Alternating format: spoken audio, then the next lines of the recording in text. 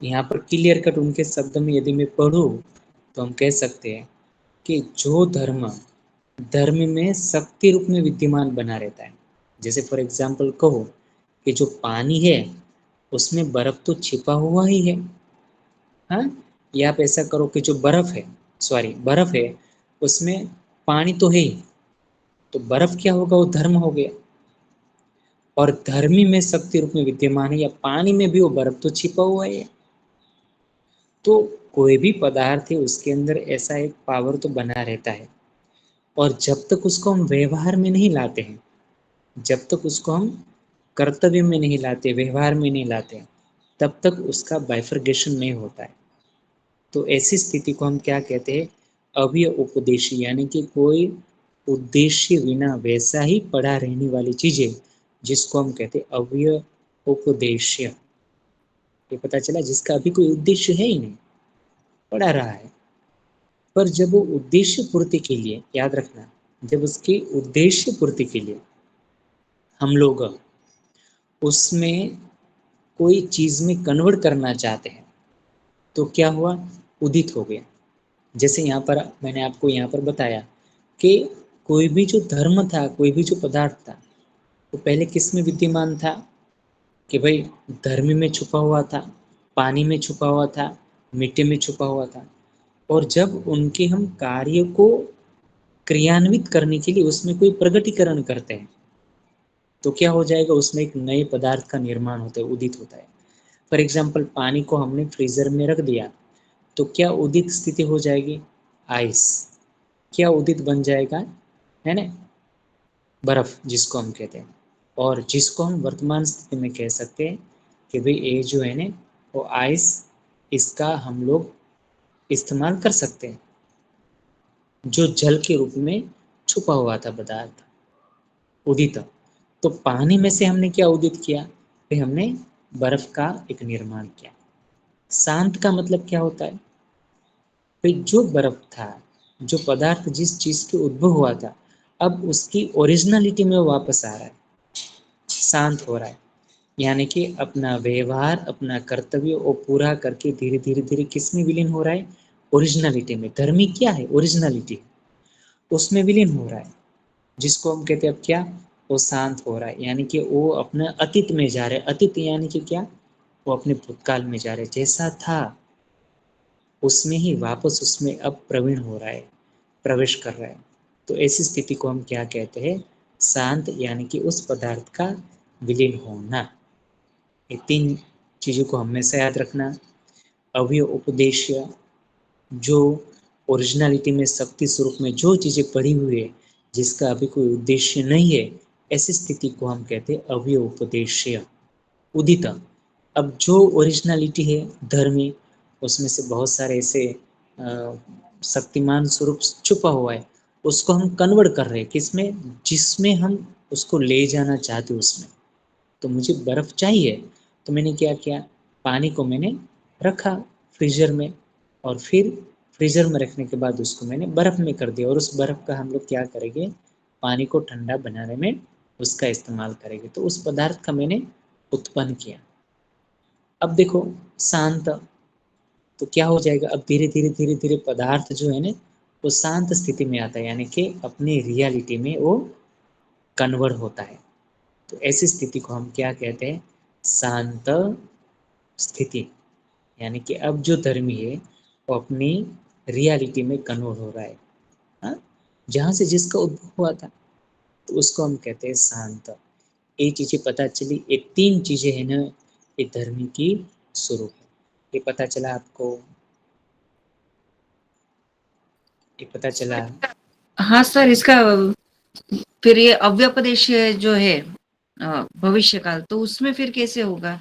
जैसे पहले शांत था, तो वो अभी फिर अब उदित हुआ वर्तमान में, तो वर्तमान में से वापस वो अतीत में गया भूतकाल में, तब उसका भविष्य फिर कैसे करेंगे हाँ, अव्यपदेश? तो अवयवदेश उसका भविष्य हो गया। अवयवदेश मान के क्या, कि पानी में बर्फ है ना, पानी में तो बर्फ है ही, हाँ, पर उसका कोई कर्तव्य नहीं होने के कारण, उपदेश नहीं होने के कारण पानी में ऐसे ही वो बर्फ के रूप में पड़ा रहता है, यानी कि कोई सिचुएशन में पड़ा रहता है। समझो, यदि हम उसमें से बर्फ लेना चाहते हैं तो हम फ्रीजर में उसको रख देंगे और फिर क्या हो जाएगा, उसका बर्फ हो जाएगा। तो ये अव्यय उपदेश यानी कि अभी उसका कोई उद्देश्य है नहीं, पर पड़ा रहता है। ये समझ में आया जो मैं आपको समझाने का प्रयत्न कर रहा हूँ? जी सर। इसमें आप ये चीज थोड़ी देर के लिए भूल जाओ, वर्तमान भूतकाल और भविष्य भूल जाओ इसमें आप थोड़ी देर के लिए। वर्तमान भविष्य भूतकाल टिका हुआ नहीं है इसमें अभी, है ना? इसको अभी आप भूल जाओ।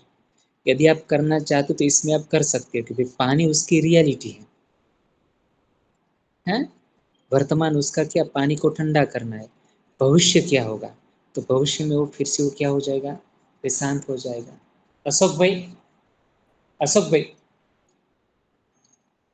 ये पता चला कोई अच्छी बात? जी सर। बोला गौतम ने जवाब दिया ना कि तुम्हारे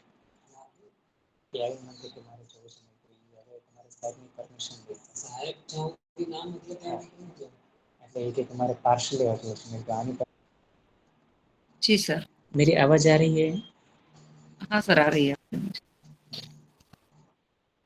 हाँ सर, हम ऐसा भी कह सकते हैं।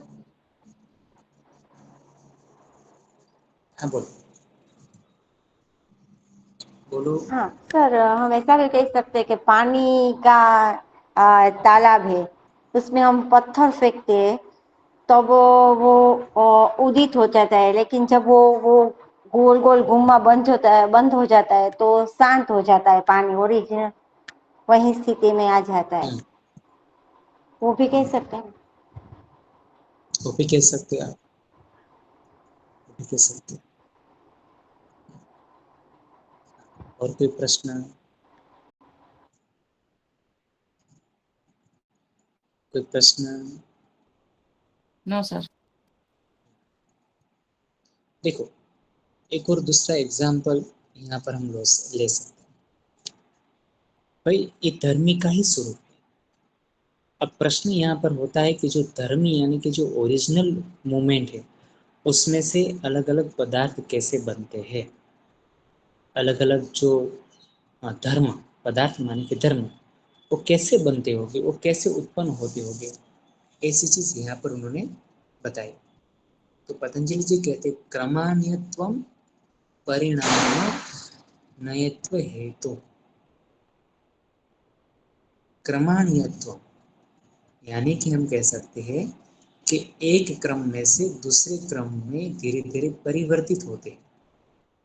हेतु यानी कि उद्देश्य, तब जाकर वो अलग अलग स्थिति में उस पदार्थ का निर्माण होता है। देखो, क्रमान्यत्व यानी कि एक परिणाम का किसी अन्य परिणाम का होना, जिसको हम कहते हैं क्रम। जैसे 1 2 3 4 एक क्रम है, क्रम का भिन्न होना परिणाम है। जैसे फॉर एग्जाम्पल मैं आपको बताऊं यहाँ पर, जैसे फॉर एग्जाम्पल कॉटन यानी कि रुई। तो रुई क्या है, हम कोई भी कपड़ा पहनते हैं, जो भी कपड़ा है उन सारी किस में से बना है, रुई में से बना है। तो रुई धर्म हुआ या धर्मी हुआ, कौन बताएगा? रुई जो है वो धर्मी हुआ या धर्म हुआ? सर मैं धर्म। बताती हूँ, रुई धर्म धर्म। ना, रुई धर्म हुआ हाँ, सर। रुई है ना, वो धर्म हुआ।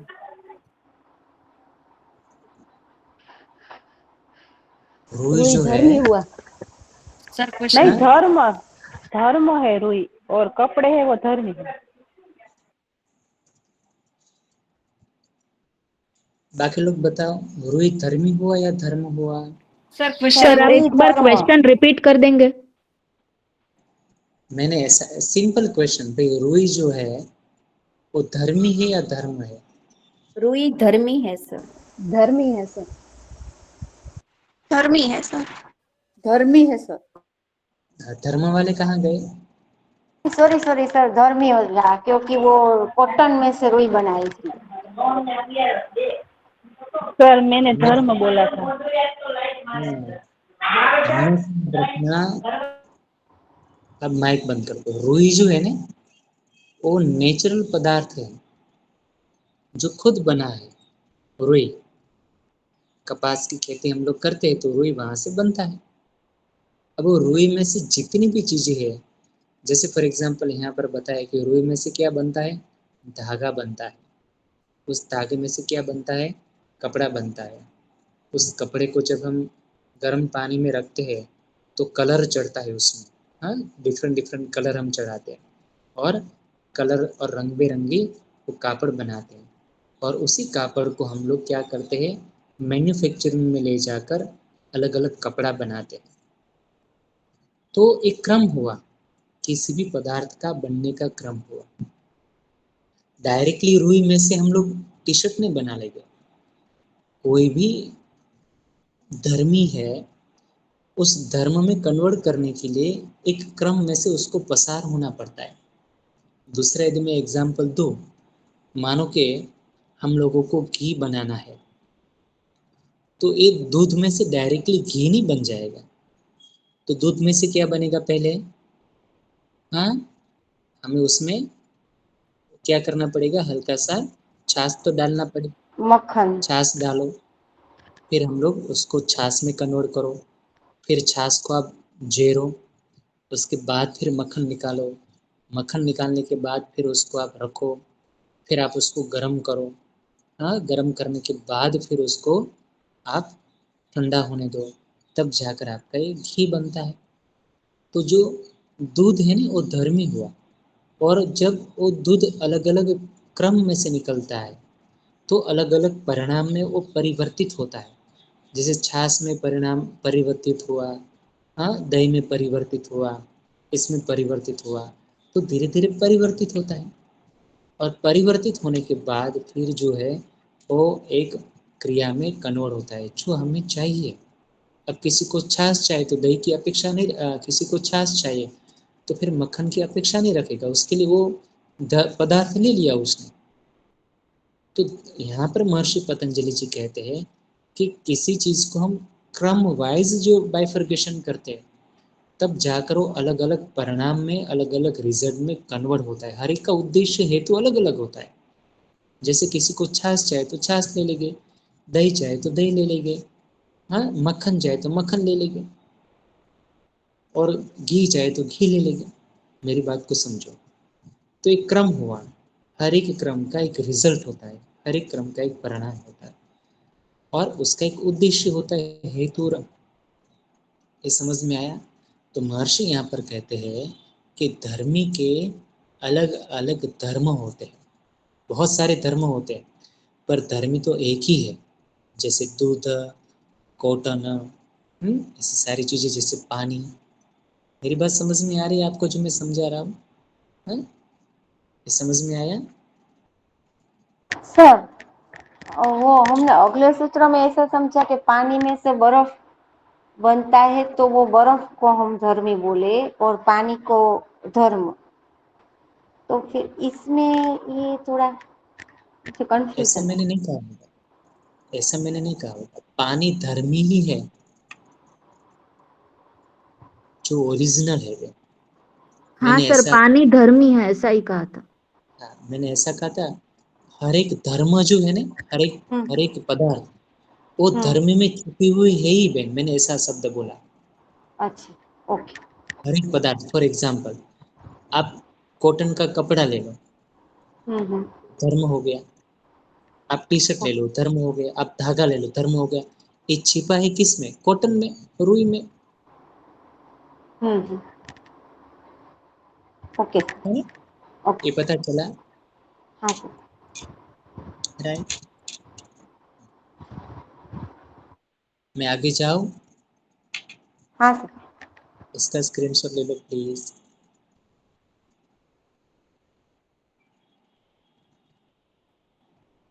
ले लिया? हाँ सर, ले लिया।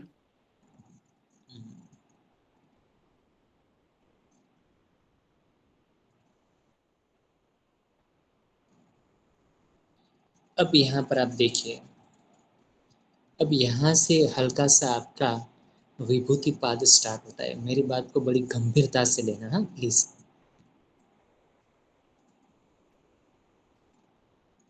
अब यहाँ से आपका विभूति पाद स्टार्ट होता है।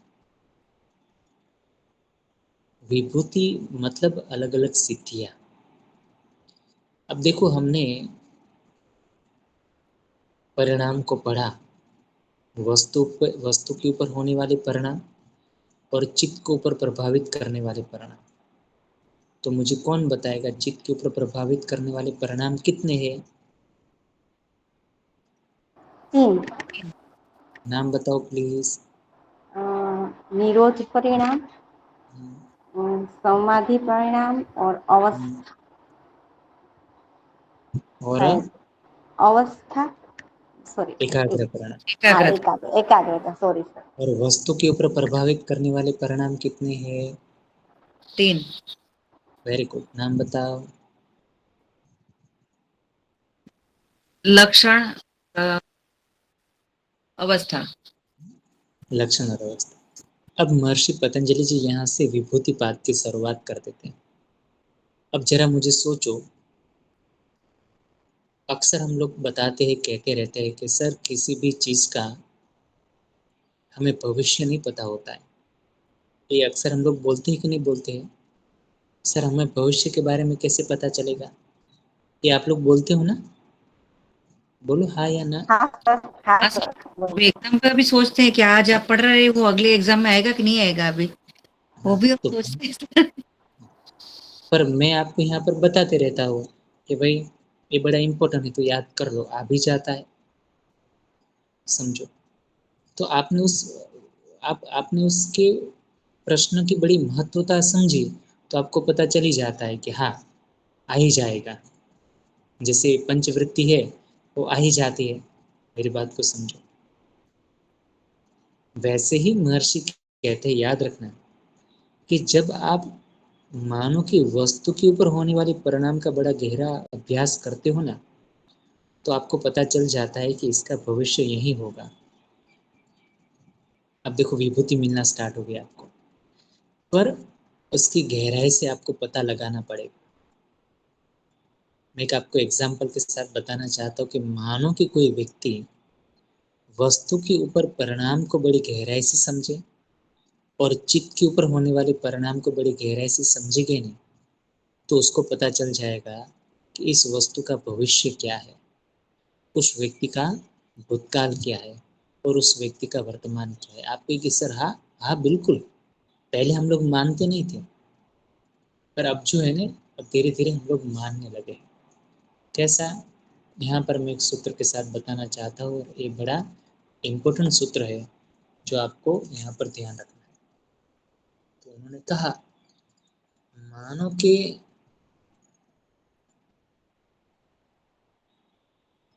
मैंने आपको एक वाक्य रचना बताई थी, परिणाम त्रय अतीत अनागतम।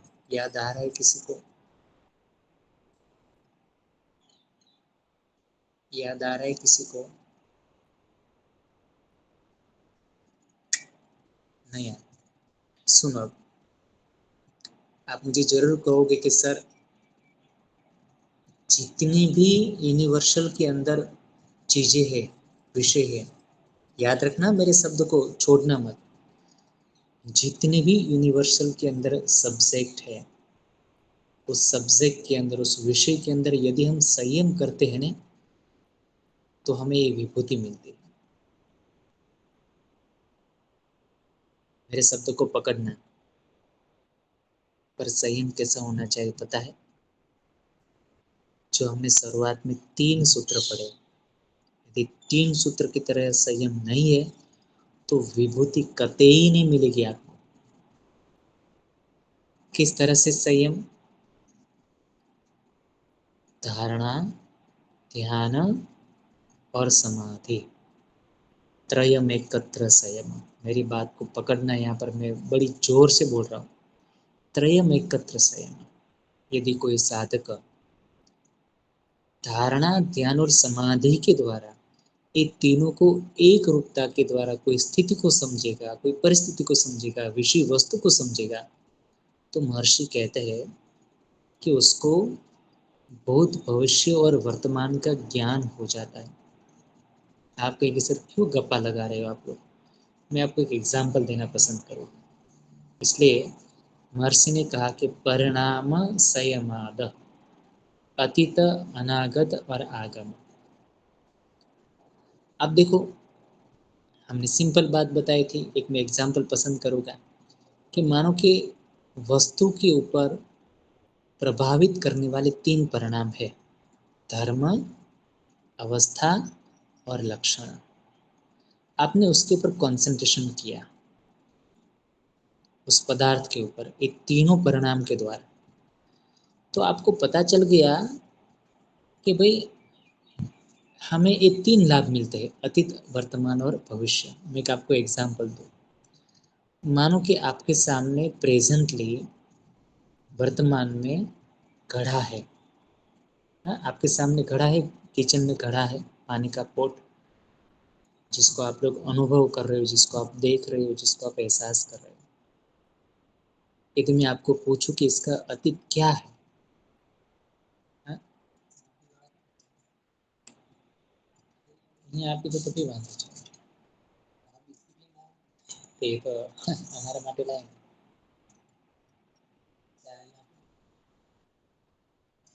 સરને પૂછ્યું ને કે ચા અહીંયા લાવ સાહેબ કે હા એમ કે શું કરે છે અશોકભાઈ? તો ઓફિસમાં કામ છે. હા? તો મને કહેવા આવજો. સાંભળો, એ કોમ્પ્લિકેટેડ પ્રશ્ન થઈ ગયો. તો એક કામ કરો ને, 10 મિનિટ પછી જાઓ ને, 5 મિનિટ સાથે પતવાઈ પતી ગયું છે.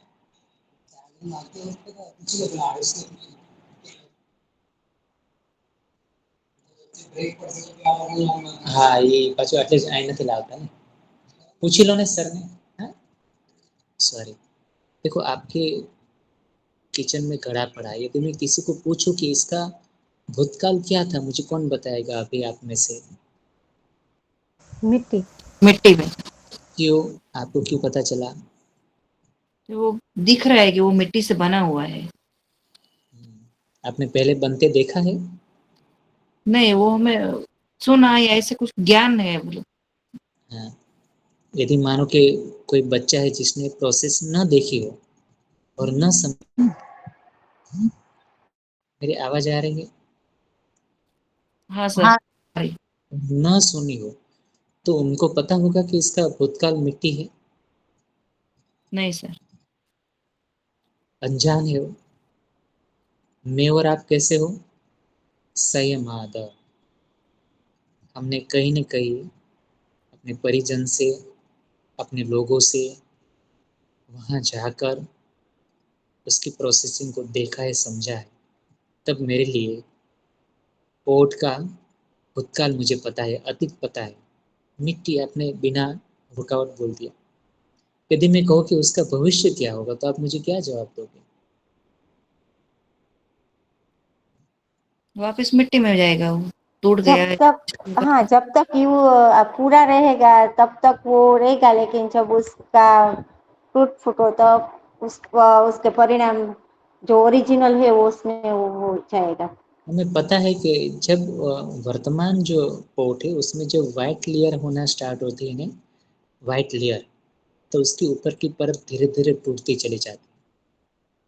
और एक वक्त ऐसा आता है जिसमें छोटे-छोटे पार्ट्स में कन्वर्ट हो जाए, जिसको हम ठीकरी बोलते हैं गुजराती की भाषा में।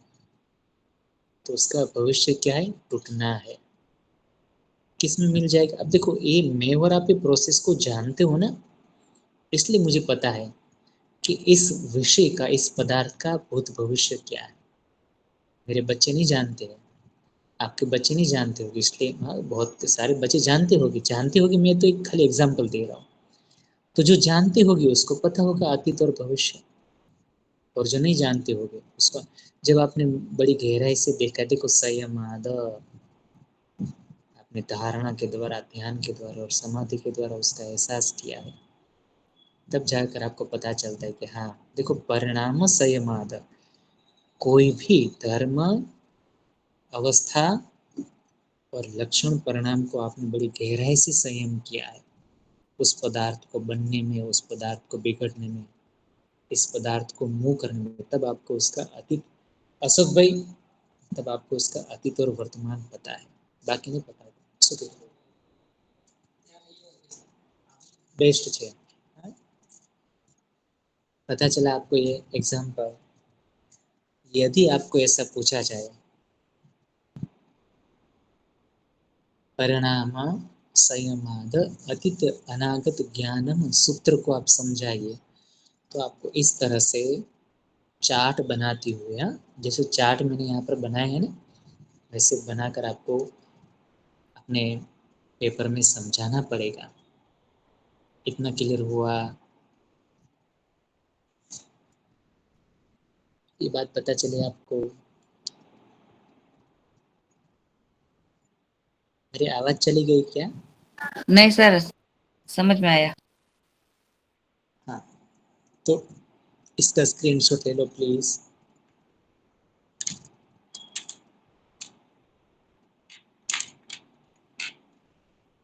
ले लिया स्क्रीनशॉट? हाँ सर।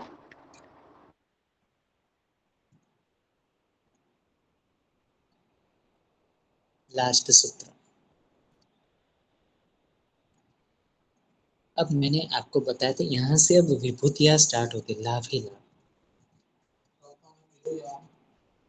ना। मैं नहीं कीधुं, ओला लोके कीधुं कया सर जो ना, मैं तो एम कीधुं कि पहला ने तो सर ने पूछे। हाँ,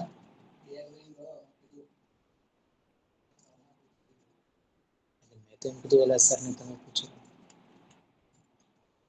कई वांधो नहीं, ओला सर साथे वातचीत करूं छुं। नॉलेज ऑफ भूतरूत्र ज्ञान। अब उन्होंने कहा कि ये लाभ क्या होगा, तो वहां पर बड़ी अच्छी बात बताते हैं। देखो, यहाँ पर बताते हैं कि भाई शब्द अर्थ प्रत्ययानी मित्रेत्राध्यासात संस्कार स्त प्रविभाग संयमाद सर्वभूत ज्ञान। बड़ा अच्छा बात बताते हैं। देखो, शब्द अर्थ ज्ञान, हमेशा याद रखो, मैंने पातंजलि उपनिषद में बताया था कि भाई शब्द अर्थ और ज्ञान ये परस्पर जुड़ी हुई है, तभी जाकर हम लोगों को उसी चीज या वस्तु का ज्ञान प्राप्त होता है। हाँ? हर एक वस्तु एक दूसरे के साथ जुड़ी है। जब हम उस पर संयम करते हैं, तब जाकर सभी प्राणियों के शब्द का हमें ज्ञान होता है। अच्छा, यहाँ पर थोड़ा सा हैमरिंग होगा सर। सभी प्राणियों के शब्द का ज्ञान कैसे हो जाता है? मेरी आवाज आ रही है? हाँ सर, आ रही है। हाँ, आप मुझे बताओ कि आपको सभी प्राणियों के शब्द का ज्ञान कैसे होता होगा? मुझे बताओ तो। एग्जाम्पल,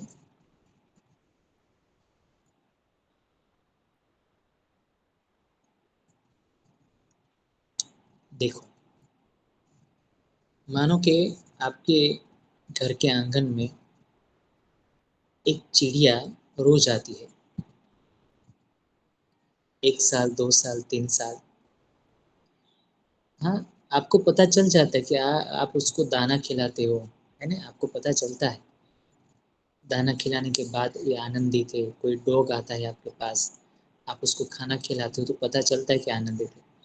पर जब वो भौंकता है, जब वो चिड़िया चहकारी करती है जोर जोर से, भले वो बोल नहीं पाती, पर आपको क्या एहसास होता है?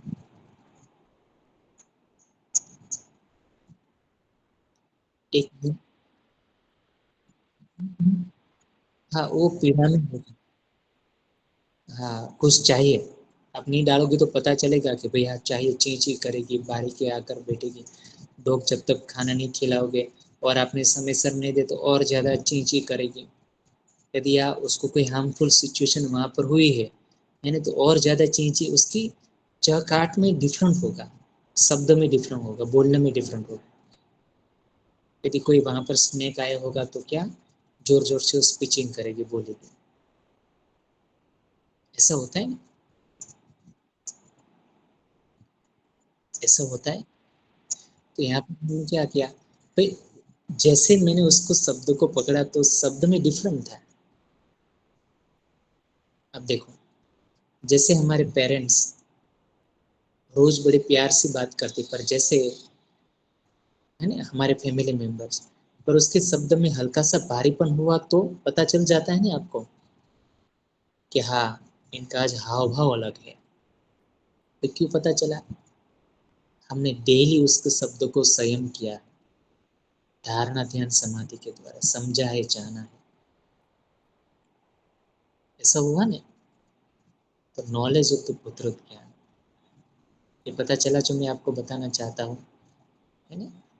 ये पता चला आपको कि जब हम शब्द अर्थ ज्ञान हमेशा परस्पर जुड़े हुए, है ना, उस जुड़े हुए शब्द अर्थ ज्ञान को जब भी हम लोग जो है अलग अलग समझते तो हमें पता नहीं चलता है ना, पर उसको बड़ी गहराई से जब हम उसको समझने का प्रयत्न करते हैं तब हमें पता चलता है कि इसके भाव की उसकी स्थिति क्या है।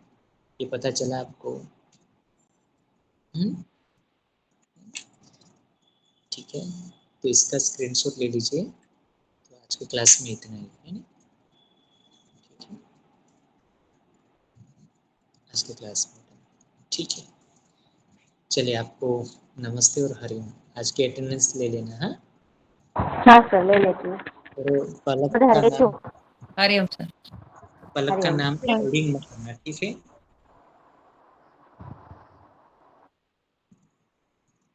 બધા રહેજો, હું અટેન્ડન્સ લઈ લઉં. 1 જતો રહો. વૈશાલી હતી ને? હા સર, હું અટેન્ડન્સ લઈને લઉં. વૈશાલી બાવલિયા હતી ને? હા ઈ હતી ભાઈ, હવે હા નથી. એ હતી પણ લેફ્ટ છે. ઓકે, ચાલો. 2, Yes. 3, Yes. 4, Present. 5, 6, Yes. 7, yes 8, 9. Yes મેઘના કે નીકું કા? ના હા 9 નીકું હું ને? છું. હા હા. Roll number 1 10. પ્રેઝન્ટ છે હો હેતલબેન. હા હા, અને થઈ હું ગયું તો થઈ હતી. ગયું થઈ ગયું થઈ ગયું. ચાલો 10, થેન્ક યુ 10. ઓકે. 11. યસ 11 કોણ છે? નેહલ નેહલ બેન. અચ્છા, ચાલો તો મેઘના નથી. ઓકે, ચાલો. 12, Yes, Namrata. 13, Yes. 14. Hello Hetalben 13 number હાજર છું હું. હા હા, ચલો, સાંભળી લીધું. હા પણ સરે તારું ના પાડ્યું પ્રેઝન્સમાં કેમ? લખવાનું. તું લેફ્ટ થઈને સરે પૂછ્યું ત્યારે, એટલે સરે કીધું કે ઝલક બેન નું ન કરતા પ્રેઝન્ટ. ના સર પેલા ક્વેશ્ચન હું પૂછ. થઈ ના હું હા, શરૂઆતમાં જ થઈ હતી એમને બીનાબેન ને કંઈક બોલવાનું કીધું પછી એટલામાં મારું નેટમાં કઈ ઇશ્યુ આવે તો બંધ થઈ ગયું પછી પાછી જોઈન થઈ. ઓકે. નહીં, ખરે ક્લાસમાં સરે બધાની વચ્ચે કીધું કે ઝલક બેન નું નો પ્રેઝન્ટ પૂછતા, એટલે મેં તને ત્યારે કીધું. કીધું મેં તો સાંભળ્યું ને તો હું કહતી હું કેમ કે હું હા, શરૂઆતમાં ત્યારે ત્યાં તું નવરા જેમ લેફ્ટ કરી થઈ ને? ગયા તો સર પોતે જોઈન હા નતા હા. થયા ત્યાં તો. અરે હેતલબેન એમ. 23 પ્રેઝન્ટ છે ને, હું નીકળું છું હો. ઓકે ઓકે, હાલો. એટલે એમાં એવું છે ઝલક, કે જ્યારે તું લેફ્ટ થઈ ને ત્યારે સર હા એવું કીધું કે સરને એવું લાગ્યું કે સર ક્વેશ્ચન પૂછતા હતા, ત્યારે તું લેફ્ટ થઈ એટલે સરને એવું લાગ્યું કે જે ક્વેશ્ચન પૂછે છે એટલે તું લેફ્ટ થઈ, એટલે સરે મને સ્પેશિયલી કીધું. એટલે જે ના પ્રેઝન્ટ લે છે ને એમ એને ઝલક બેન નું નો એટલે પ્રેઝન્ટ. ક્વેશ્ચન પૂછતા તો ના આવડે તો એમ એક સર નતું આવડ્યું હું લાસ્ટ લેક્ચરમાં નતી. હા, એટલે સરે મને આજે કીધું એટલે. ઓકે. ના ચાલ. ઝલક 14 ને? હા 13 1 to 13. 13. 14 કોનો છે? 14 ભગવાન નહીં. ધ્રુવી. મારું જ. હા હા ઓકે. 15, 15, 16, yes 17, yes 18, yes 19,